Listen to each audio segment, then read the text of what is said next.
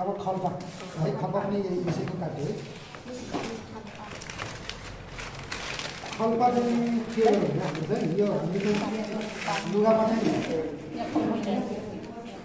हाम्रो अलिक लुज भाग राखेको छ होइन त्यही भएर खल्पा चाहिँ 12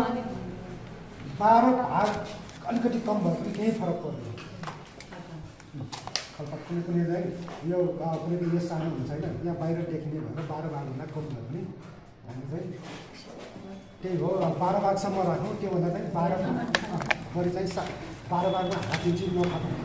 है त्यहाँ ड्राफमा चाहिँ भने 12 इन्ची मात्र राखौँ त्यसमा चाहिँ है अनि हाम्रो चाहिँ अब खल्पा लम्बाइ कति छ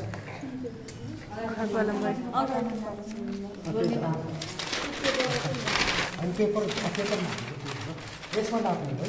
अझ यसमा नाप्ने होइन अझ यसलाई राखेर पनि यसरी पनि गर्न सकिन्छ है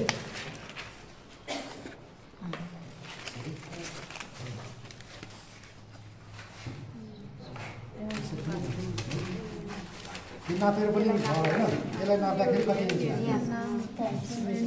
साढे 10 इन्च आयो होइन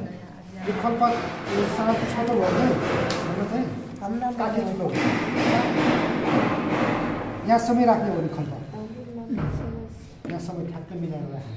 अनि यहाँ चुमेर हुन्छ काटी ठुलो हुन्छ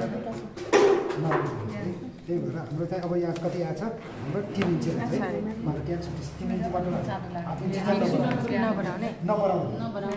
ड्राफमा चाहिँ बढाउँ होइन ड्राफ बढाएर व्यवहारिक यो चाहिँ व्यवहारिकमा चाहिँ जाउँ है जे चाहिँ हामीले गर्ने अब हाम्रो चौबन्दी सोलमा पनि यस्तै त हो नि 12 भाग गरेर राख्यो भने हिसाब गरेर राख्दाखेरि त त्यसमा पनि बिग्रिन्छ सर म एकचोटि गरौँ है यहाँ झाँसी लेख्नलाई हटा उनीहरूलाई हुन्छ यहाँ भएकोहरूको यहाँ यसो नाम लेख्छु यहाँ भन्छु अनि यहाँ सार्नलाई यो चाहिँ खल्पा कति 10.5 इन्च लम्बाइ होइन अब यहाँ तल आउँछ है 1 इन्ची त तल आउँछ है 9.5 1 इन्ची अब यो कटिङ गरेर पनि भएन